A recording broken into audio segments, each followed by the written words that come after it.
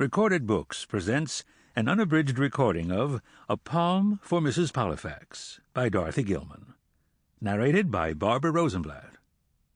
This book is copyrighted 1973 by Dorothy Gilman. This recording is copyrighted 1991 by Recorded Books. Mrs. Pollifax is leading a very full life.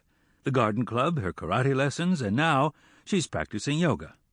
But somehow things are just not exciting enough. After all, Mrs. Pollifax's first 3 assignments for Carstairs, her boss at the CIA, were to Mexico, Turkey, and Bulgaria. So New Brunswick, New Jersey, can seem a little dull after a while. Not to worry, Mrs. P. Carstairs will soon be on the phone to you again, and this time he wants you to go to Switzerland to track down some stolen plutonium. And now, a poem for Mrs. Pollifax. Chapter 1. It was morning, and Mrs. Pollifax was seated on the floor of her living room, legs crossed beneath her, as she tried to sustain the lotus position. She'd been practicing yoga for a number of months now. She could almost touch her forehead to her knee. She could roll over backward into a ball, and once, propped up by Miss Hartshorn, she'd stood dizzyingly on her head.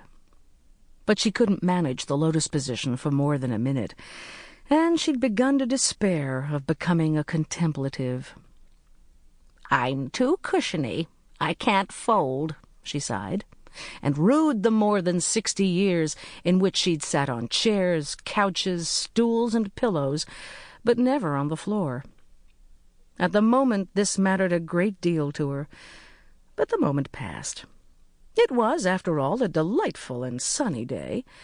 There was work to do, and at noon a meeting of the Save Our Environment Committee.